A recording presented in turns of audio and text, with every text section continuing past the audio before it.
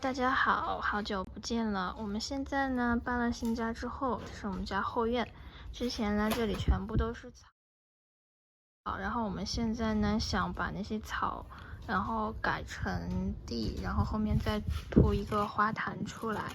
然后现在我们水泥地找别人已经铺好了，然后剩下的我们打算自己 DIY。然后呢，我们先来看这个，我们现在正在做花坛，我们先看看花坛怎么做。我们先呢在这里旁边就挖一条沟出来，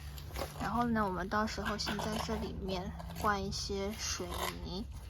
然后呢这样它就会比较稳一点，然后那个砖砌起来就会以后就不会比较容易倾斜啊或者倒。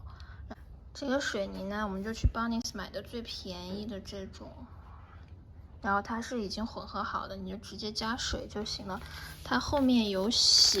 那个太重了，它后面有写加水的方法，就非常的简单，加2升到2.3升的水就行，你就把它倒在这个桶里面混就好了，然后再把它填上去。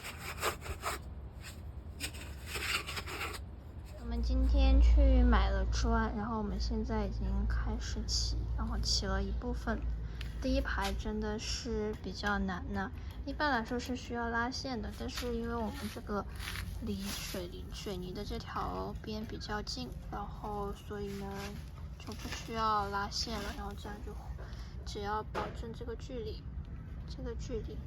实就是一点点距离，然后这个就会比较直。的时候呢，我们需要用这个水平仪，然后来测量它这个砖到底有没有平。每一块砖要测量，然后呢还要这样横着这样测量，看它这几块砖都有没有一起。有个人这大半夜的还在砌砖。我们砌第一层的时候，确实是花了太多的时间，完全没有经验，第一次做。然后这个第一层，因为要把它弄平嘛，因为我们这个是土里面从土上起起来的，然后我们下面铺了水泥，但是那个水泥我们也没有铺平，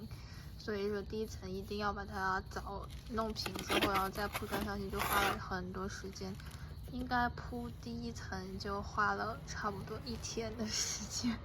因为下雨的关系呢，我们断断续续的修了好几天，终于把这一排给修好了。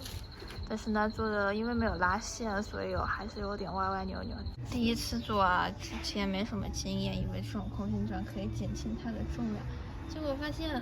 好像铺完之后就不是特别稳，所以我们现在正在给它的洞里面灌水泥，这样好像它就会稳很多。那我们就买了一个这个机器来切砖，然后呢再买一个这种可以切砖的刀片就可以了。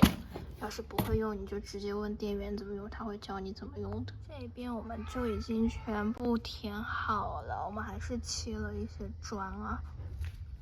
大概就是这样，一路走过来。然后我们这边还在做，因为这边确实比较麻烦，因为它下面是非常不平整的，而且它下面应该是有那种石头还是水泥，反正下面是撬不动的，所以就比较麻烦。然后我们把这些砖就一个一个切了，然后让它可以弄平。看，这个是一整块的高度，然后那个只有半块的高度，然后后面连半块砖都放不了，所以我们就只有填一点水泥，然后把它凿平，凿平后，然后再在上面起。我们本来是想把这个给 render 了，结果发现实在太难了，有一种烂泥扶不上墙的感觉。大家看是不是特别像公厕的感觉，就农村的那种公共厕所的感觉。